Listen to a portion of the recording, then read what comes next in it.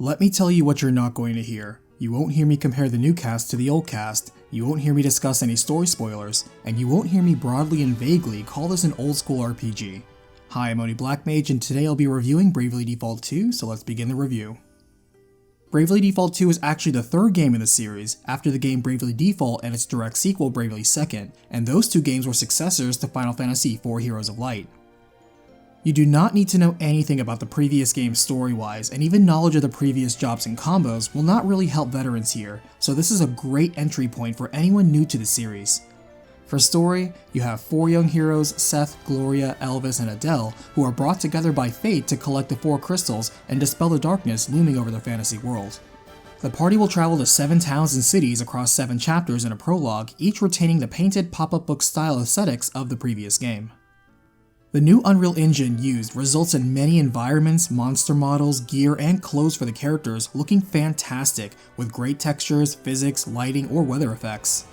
There is also a day-night cycle that really only affects the monsters in battle, as at night they are tougher, including more health and appear in greater numbers.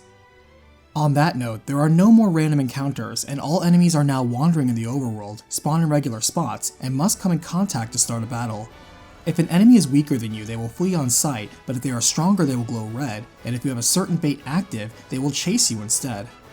Grass can also be cut for random items, and while I didn't find myself mowing down the entire world, I did like how when I occasionally cut, the rewards would sometimes drop gear appropriate for the challenge of the area I was in.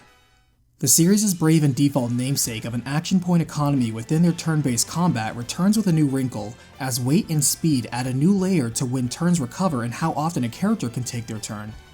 Lighter characters, or characters with less encumbrance compared to their max load, take turns much faster, so some setups can take their turn 2 to 3 times before another character takes a single turn.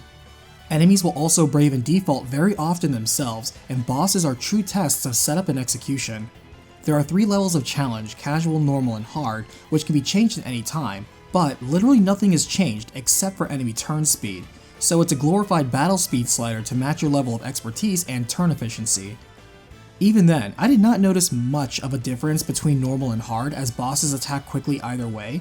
This is not to be confused with the battle speed slider in battle, which is a handy way to speed up or slow down animations in combat. The job system is Bravely Default's 2 primary focus, as 24 jobs may be found, each with their own unique roles to play and benefits to give.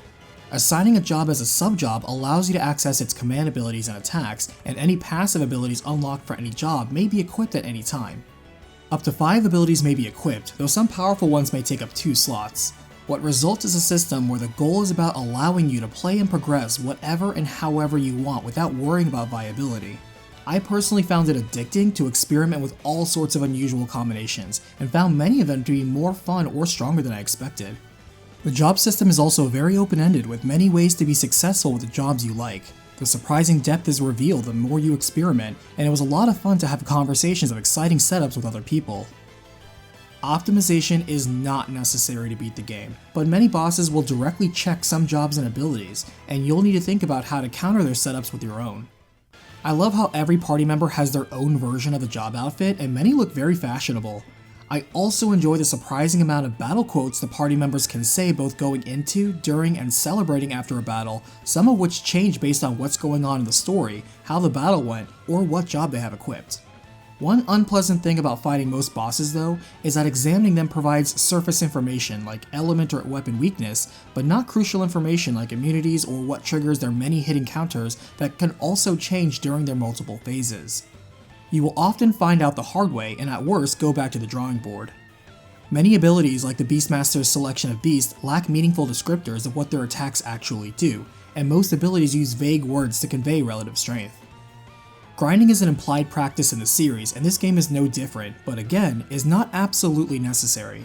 What's good is that there are many quality of life improvements to make grinding much easier for those that do it.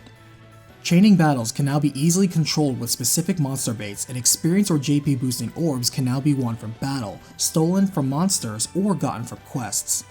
Replacing the Street Pass option is a new boat that can travel to worlds of friends while your system is in sleep mode and bring back experience or JP orbs and often stat boosting items too. Along the main story are 100 side quests, and while quests are usually short, simple, and easy to track, they are all pillars of the trifecta of fetch quests done in a mostly flat way. Go over here and talk to something, kill a thing, or collect X many of Y object.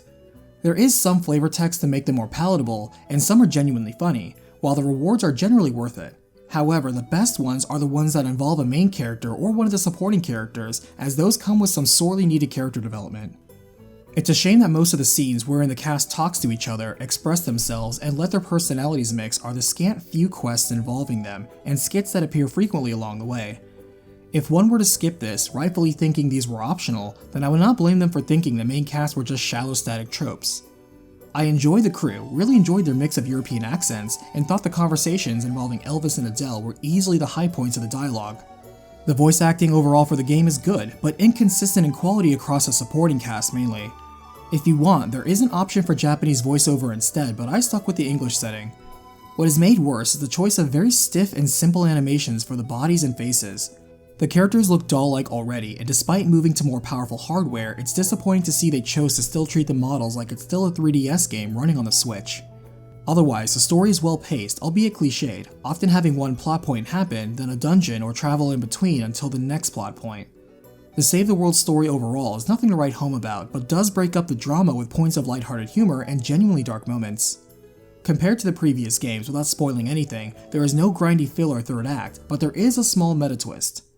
Another new addition to the game is the introduction of a battle card game called Bind and Divide, or B&D, wherein you build a hand from 105 cards you can collect and use them to take over spaces on a small board. Simple to learn and hard to master, I loved this game, the rule variations you can have, and the freedom of deck themes I could work with. As a fan of battle card games in general, I battled everyone and enjoyed every moment of it, though I wish the prize for collecting all the cards came a bit sooner in the game. There are also many optional areas and dungeons in the game, as well as rare monsters and optional bosses to find and defeat for very good rewards such as strong gear, rare items, or unlocking the cap on your jobs. Otherwise, there are a little over 40 monster models and all of them have 3 to 6 variations to provide just enough variety to keep things interesting. All dungeons have no map, and have the design themes of being winding mazes with plenty of dead ends, which is not terribly exciting. The music of the game keeps things going with a good spread of tracks, from enjoyable fight themes, multiple boss themes, and an overworld theme that shifts to match the city of the area. For my own playthrough, I absorbed as much as I could, maxing every job to level 15, collecting all 105 B&D cards, defeating every rare monster and optional boss, completing every side quest, watching every skit, and getting everyone to level 99. My final time was 73 hours, though if you are not the type to max all jobs or collect all cards, you can probably shave off 10 to 15 hours off of that. With an overall solid presentation, battle system, story and gameplay balancing, likable characters, great music and quality of life choices, Bravely Default 2 is good, but never reaches the point of being great, with its safe narrative twists, inconsistent character writing, and underwhelming world building. Though, the implementation of the class system and mechanics supporting it is excellent and sets it apart from many contemporaries. So, while it does not strive to be a refined or innovative experience within its genre, that seems to be the scope it was aiming for all along, so it hits the mark. I relate this game to going to your usual spot for eating out and ordering your usual meal. It's not ambitious, it's not shocking, it's not broadening your horizons. It's comfortable, familiar, and something safe you know will fill you up and leave you satisfied. And for a balanced gaming diet, that's good to have too. I enjoyed this game and highly recommend it if you have a specific RPG itch to scratch and need it to hit the spot, but if you are pressured for a choice, know you can safely put this one off for later and not miss anything. Thank you so much for watching this review, I hope it helped, and if you would like to hear story summaries of the first couple games in the franchise, check out a series I also produce called Recapitation.